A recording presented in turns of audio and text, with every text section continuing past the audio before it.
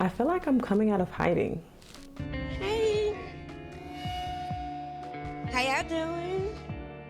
And there's so many reasons that people hide today. There's reasons like fear, shame, overwhelm, unrealistic expectations, aka perfectionism, embarrassment. And for me, that was the big reason that I went into hiding. I felt like I chose to hide from the embarrassment that I felt towards my appearance, my environment, and the track towards a lack of goal achievement. Like I felt like I needed to be somewhere and I wasn't on the right track, or I didn't quite know what, where, how. All of those things kind of all bunched in together really just had me go into a massive retreat.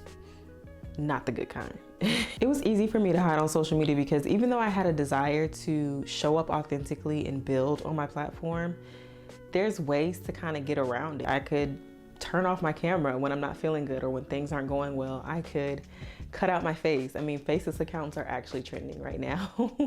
And I could just create cute, cinematic, curated versions of my life instead of the chaos that was around it. Because again, hiding on social media is all too common. What's harder to do is to hide from yourself. No matter what angle I shot from or how much contour I decided to put on my face to hide my second chin, like who I am and how I feel stares back at me in the mirror every time. The darkest moments of the day, the darkest moments of the night, it's you and you. You know, you have to sit with those feelings. You have to sit with who you are at the end of the day. And so for me, I have to face the fact that I'm uncomfortable with the way that I look. I have to meet the challenges with my confidence and my style and how that affects how I show up in my day-to-day. I have to understand that my track towards success, my track towards goal achievement is not linear. It's not perfect and it doesn't look the same for everybody. But as nice as all of that sounds, to be 100% honest, the only way I kind of came out of hiding, or the only way I even felt like coming out of hiding, is because my husband and I recently moved. I was in a limited space that I absolutely hated. It was so depressing being there and I didn't want to share it with the world. I didn't want to get comfortable in it for myself. It was just a mess.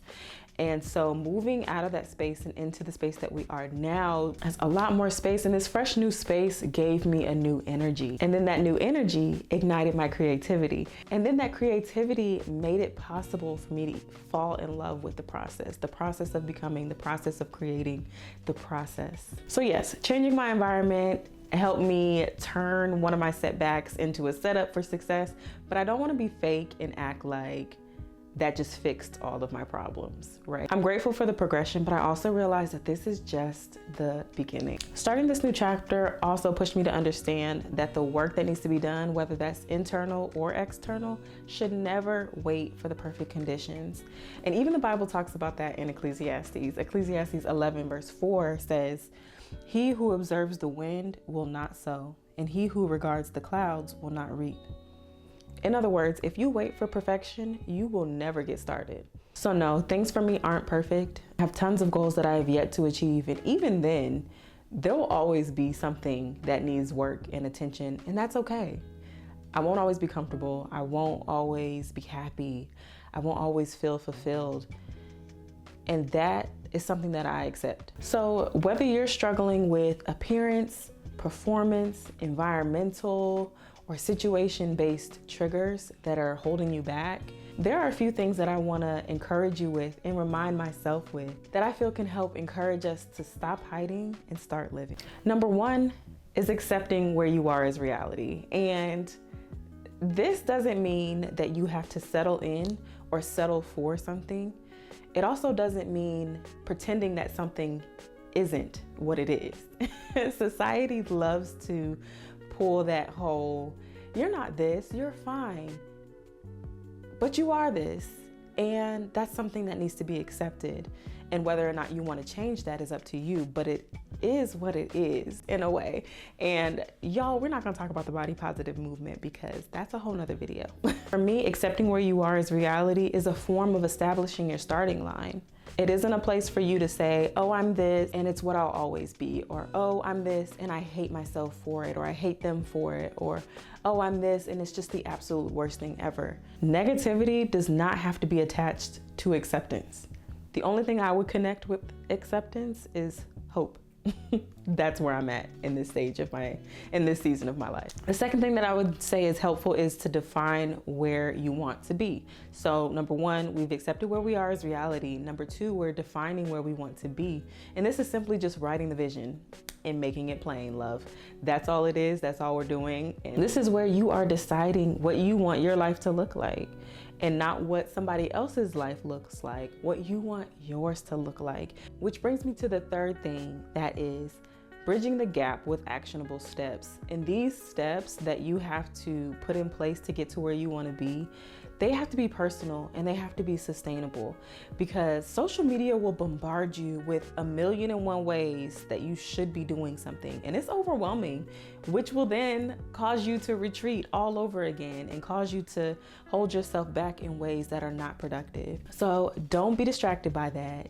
Make it personal, make it sustainable, and really get intentional and serious about the steps that you need to take in your life to get to where you want to be. With all that being said, I know it sounds better than it's going to feel. I know it's easier said than done, but knowing that you're putting in the work towards your goals kind of jumpstarts this confidence that can be used to help you show up in your day to day.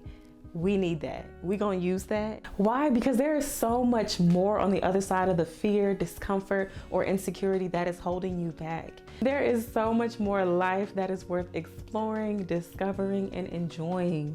I'm excited to do that, and I know our stories are different, but I know that I'm not the only one that feels this way and is on this journey. And I want you to leave here knowing that you are not the only one, and you are not alone on this journey to becoming your whole self. Your whole self. Y'all, this process is not always gonna feel productive, perfect, or pretty, but it is gonna be personal, and it is gonna be so full of purpose. So be encouraged. I'm excited to bring you guys on my journey, and if you are on the same journey as well, join me, subscribe. I hate to do all these YouTube things, but join me on this journey as well. Subscribe, hit the like button, share with somebody who you feel this would be helpful for. And thank you for rocking with me, Rocky, and I will see you guys in my next video.